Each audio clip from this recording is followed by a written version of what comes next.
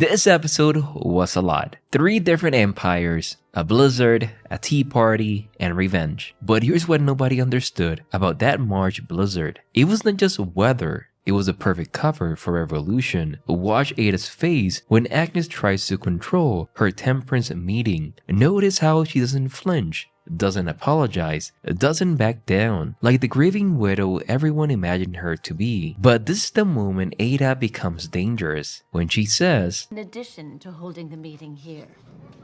She's not talking about charity, she's declaring independence from Agnes' hold on the household. But Agnes makes a fatal mistake when she snaps and says, His name will silence me, it won't. Luke drank water. Challenging a widow's grief is declaring war, and Agnes just crossed a line, chicken out on cross. Then Ada drops the one sentence that changed a lot. I tried mourning in silence and it nearly killed me. There were nights I went to bed and prayed not to wake up. So this is not just about the temperance or silver or servants. This is about a woman choosing life over death, purpose over despair. And she's about to discover that a widow that with nothing left to lose is the most dangerous enemy she's ever faced. But as we know, Ada is not a bad person. But the silver conflict boiling downstairs is just the beginning. Wait until you see what happens when Russell Empire starts crumbling down 2,000 miles away in the desert. While Ada's fighting for her soul in New York, George Russell is about to lose everything in the Arizona desert. Here's what is insane. Russell thinks he's hunting copper miners, but he's actually walking into a trap that will destroy his railroad empire. Look how confident he is when he tells his partner we can charge a huge premium. This man genuinely believes he's about to become the king of American transportation. But here's the thing nobody saw coming. When the local mine owner says they might be club hoppers, but they're not stupid. They know their copper miners will be the biggest thing in the state if you're involved. Russell completely misses the warning. He's so focused on owning the land that he doesn't realize the miners are organizing against him. Then the devastating blow arrives by cable. There's a run on the Metropolitan National Bank. They accuse the president of stealing funds. This is Russell's nightmare scenario. He just survived 2 other bank failures. Now his own money is about to vanish while he's stuck in the middle of nowhere trying to buy the mines from people who doesn't want to sell. The irony is brutal. While Ada is fighting to spend her money on the temperance, we see the opposite with Russell, about to lose the empire that made that money possible. But the miners have one more surprise that will change everything about this deal. But the real earthquake is not happening in Arizona or at Ada's temperance meeting. It's happening in Charles and Aurora drawing room. Here's what makes this so devastating. She thinks she's coming home to a quiet evening at the opera, completely unaware that her husband has been planning her destruction for months. Watch him as he says, "There's something I need to say." This man has rehearsed this speech, timed it perfectly, chosen his moment like a surgeon choosing where to cut. Then he drops the bomb. I also met someone. I've been spending a lot of time with her. Her world doesn't just crack, it shatters completely. But here's where it gets truly interesting. Charles doesn't just want a divorce. He wants her to destroy herself to give it to him. The legal system in this time is broken. A gentleman cannot divorce his wife, so he needs her to accuse herself of cheating, essentially forcing herself to publicly humiliate herself while he walks away clean. And when Aurora discovers his mistress is Elsa Lipton,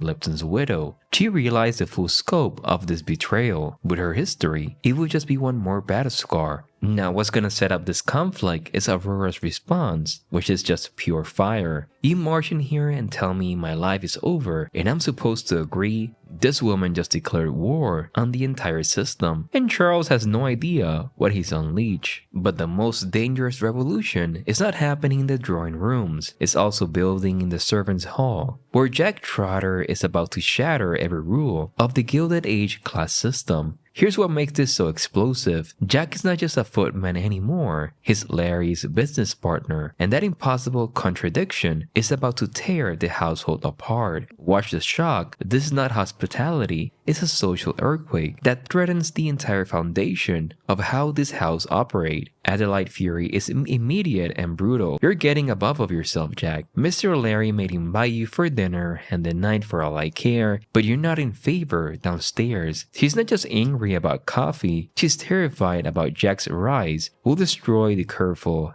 hierarchy that keeps the servant world functioning. But here's the genius of Jack's position. He's caught between two worlds, too elevated for downstairs, but not accepted upstairs. And that liminal space makes him incredibly dangerous to everyone. Mr. Larry's your partner, so he better not like a partner and show you some respect. He's not talking about business, he's demanding the complete restructuring of American society. Now we reach the moment everyone's been waiting for. Ada's Temperance meeting finally begins, and it's about to become the most passive-aggressive bloodbath that we have seen. Watch how she has undermining everything. First the silver, when Agnes says, "I do not wish for those people to use my silver." Then this is not the Colosseum, it's a private home. And finally the very concept itself, let the silver circus begin. But Agnes makes a fatal miscalculation. She thinks she can embarrass Ada in front of her guests or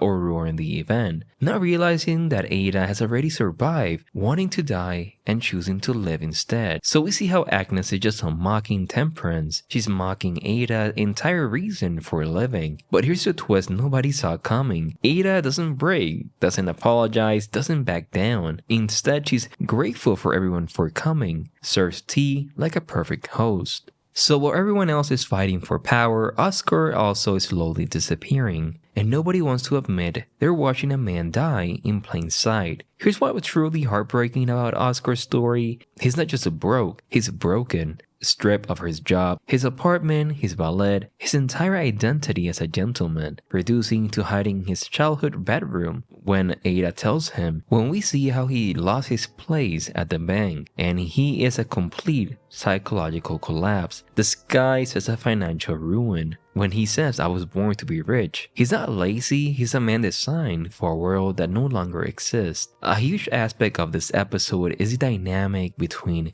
Gladys and her mom. When we see a lot of this throughout the episode, when we see even the painting, that idea and that vision of what Gladys needs to be for her mom, and what her mom, Bertha, has, controlling her daughter, erasing Gladys' entire identity like a surgical precision. We see how Bertha is using false sentimentality, like when Gladys said, "You married father for love," making Gladys think she understands, only to me immediately weaponize that vulnerability. Bertha just told her own child that her personal happiness means nothing compared to social advancement, that love is a luxury only poor people can afford. But here's what reveals Bertha. Billy will never achieve anything of note, and he will grow to resent you for his own shortcomings. She's not just rejecting Billy, she's programming Gladys to believe that any man who loves her for herself will eventually hate her for her own success. And the most chilling moment comes when Gladys says, "I'm not a girl anymore," but Bertha says, "You're a girl if I say you are." So this mother just erased her daughter's adulthood, her very self-worth, her agency with 6 words. She's not protecting Gladys from a bad marriage, and that final image of Gladys walking away with her suitcase, that's not just a daughter leaving home, it's a young woman choosing freedom over gold, love over power, and her own soul over her mother empire. So I could love this and I cannot wait to see what happens. But here's what the March blizzard, it didn't just know New York, it buried the old world forever. The real question is not who won or lost, but whether you will have that courage to choose change over comfort when everything familiar was falling apart. What choice would you have made? Now, something else in this episode, and that is Miss Scott and what happens with her during the episode as she gets sick. And at the end of the episode, when the doctor denied to help her as she's a colored person, I imagine that this is gonna set up so many things in the season. I imagine specifically with her, with the doctor and doctors in general. So I'm excited to see that and hopefully to see what happens so she gets better. My name is Christian from Beyond Premiere, and I will see you in the next one.